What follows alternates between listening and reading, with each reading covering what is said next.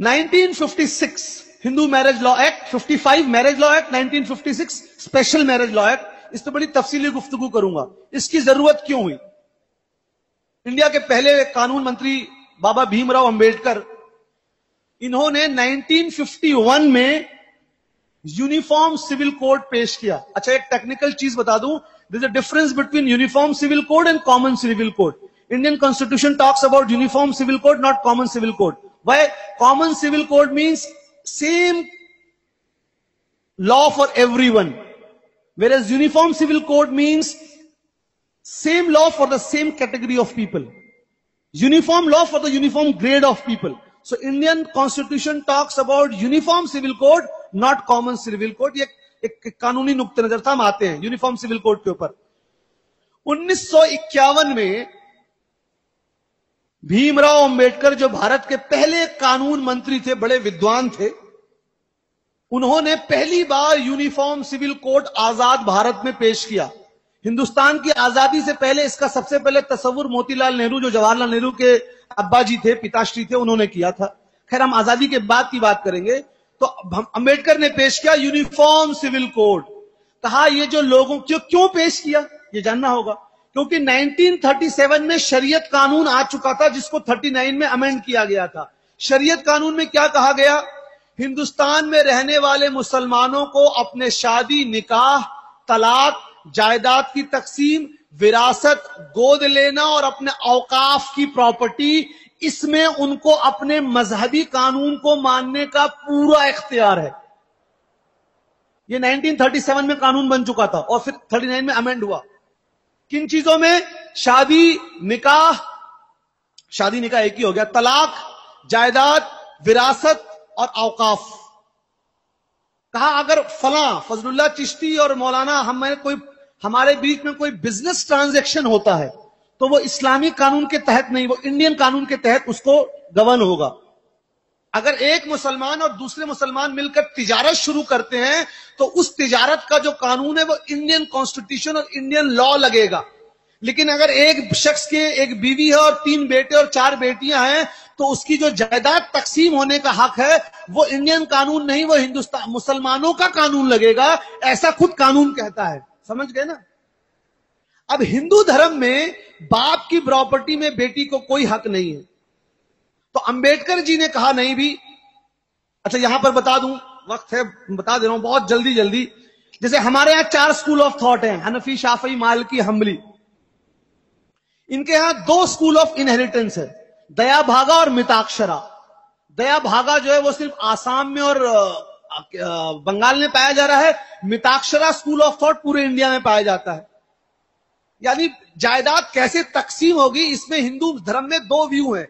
एक व्यू के मुताबिक जैसे ही घर में बच्चा पैदा हुआ, पैदा होते ही उसको प्रॉपर्टी में हिस्सा मिल गया।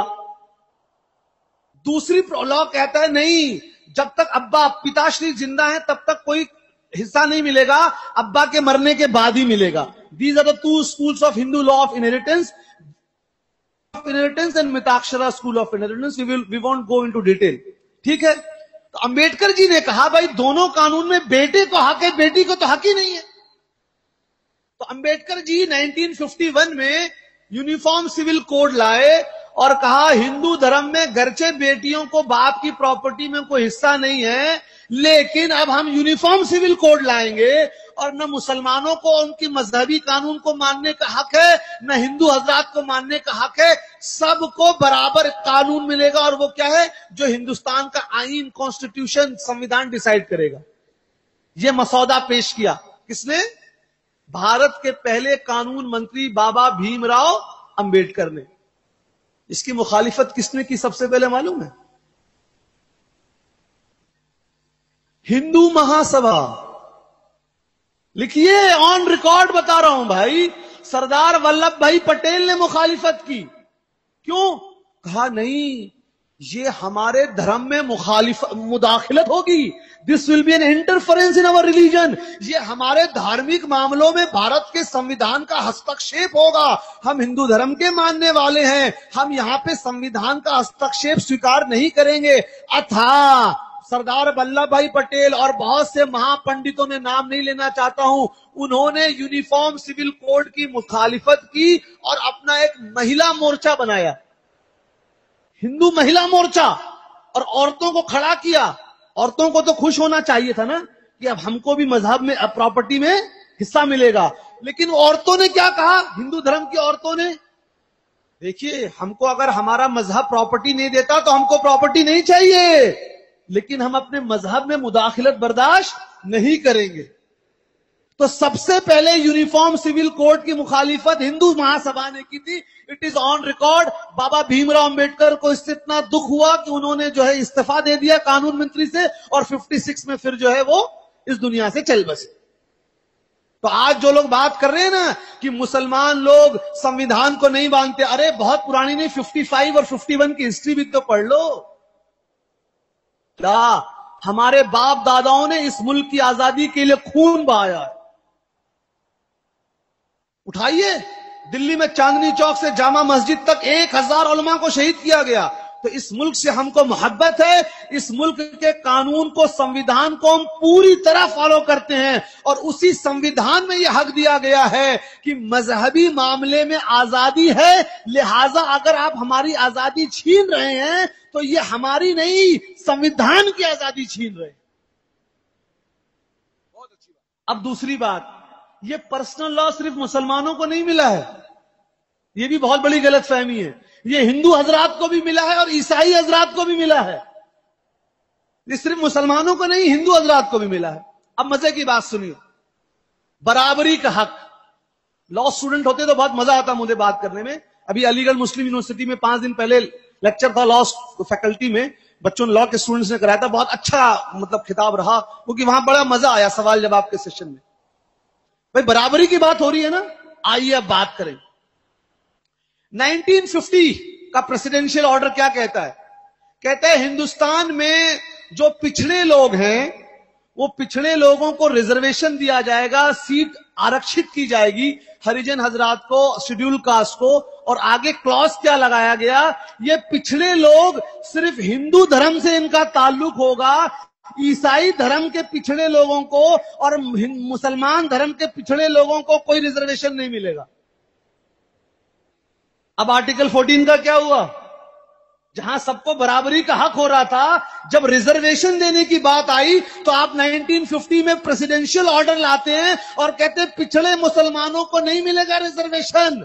ये तो पूरा पूरा मजहब के बिना पे रिजर्वेशन है, और आप इक्वलिटी की बात कर रहे हैं। 1950 का presidential order is fully based on religion, and then you are talking about equality based on nationality. Then why are you bringing this law based on religion?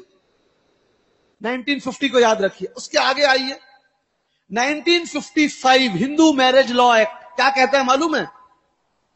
एक हिंदू लड़का और एक हिंदू लड़की में शादी तभी हो सकती है जब बाप की तरफ से 7 गोत्रों में और माता श्री की तरफ से 5 गोत्रों में कोई रिश्तेदारी ना हो। सबको मालूम होगा, मालूम है आपको।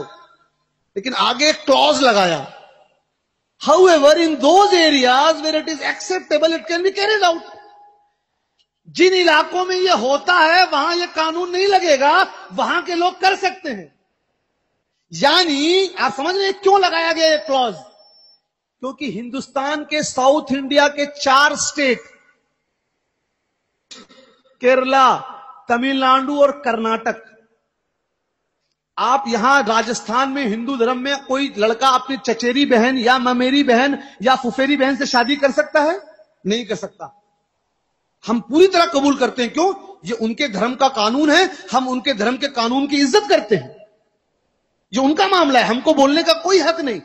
लेकिन साउथ इंडिया में ये 4 स्टेट में हिंदू धर्म के लोग अपनी चचेरी बहन, ममेरी बहन और फुफेरी बहन से शादी कर सकते हैं। साहब आप अपने मजहब का अभी तक तो एक कानून बना नहीं पाए हैं, अपने मजहब का। नॉर्थ इंडिया के हिंदू हजरात चचेरी ममेरी फुफेरी बहन से शादी कर सकते नहीं कर सकते, साउथ इंडिया में कर सकते हैं। आप अपने मजहब का एक कानून बना नहीं पाए हैं और चले पूरे मुल्क के लिए एक कानून बनाने।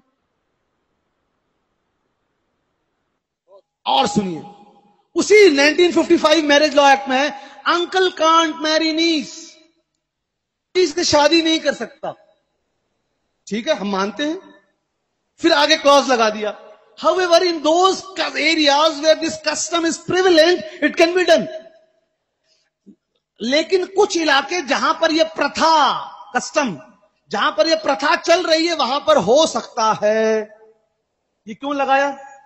क्योंकि नॉर्थ इंडिया में मामा और भांजी की शादी नहीं हो सकती। सब लोग पढ़े लिखे हैं, अभी गूगलिंग कर लीजिए। आंध्र प्रदेश में, केरला में, तमिलनाडु में, कर्नाटक में मामा और भांजी की शादी होती है हिंदू धर्म में। इनफैक्ट मामा का पहला हक होता है भांजी पर, मामा ना बोलेगा तभी वो किसी और से कर सकती है। अभी चेक करें भाई, अगर आपके पास है तो अभी चेक कर लें। मैं डंके की चोट पे बोलने वाला आदमी हूं। क्या है साहब, आप अपने मजहब का अभी तक एक कानून नहीं बना पाए हैं। साउथ इंडिया के लिए अलग कानून, नॉर्थ इंडिया के लिए अलग कानून, और दिल में ख्याल क्या आया, चलो सारे मजहब के लिए एक कानून बना दे। अरे पहले अपने मजहब का तो एक कानून बना लो। तीसरी मिसाल सुनिए, बाइगमी इज पनिशेबल। मालूम है हिंदू मजहब में कोई शख्स 2 शादी नहीं कर सकता। कंडीशन है, अगर बीवी मां नहीं बन सकती, कुछ ऐसी बीमारी हो गई, वो एक्सेप्शनल और स्पेशल केसेस है। इन जनरल हिंदू धर्म में कोई भी पुरुष 2 शादी, मालूम है ना। अब मैं नाम लेना नहीं चाहता लेकिन लेना पड़ रहा है, ले लेता हूं। मैं मुनासिब नहीं समझता लेकिन इशारा करूंगा। धर्मेंद्र ने शादी की 2, हेमा मालिनी ने इस मुसलमान बन के शादी की, आज बीजेपी की एमपी है कि नहीं है? है ना। रामविलास पासवान बीजेपी के एमपी हैं, 2 शादी की है। मुलायम सिंह यादव ने 2 शादी की है। करुणानिधि जी ने 3 शादी की। हमको कोई नहीं, हमको अपनी किसी के निजी जिंदगी में डालने का कोई हक नहीं है। लेकिन हम बोल रहे हैं जो पार्टी यूनिफॉर्म सिविल कोड लाने का दावा कर रही है वो अपने पार्टी में ऐसे लोगों को मंत्री कैसे बना सकती है? ताली नहीं, ताली वाला नहीं, मैं ताली वाला नहीं हूं भाई। तो ये क्या है?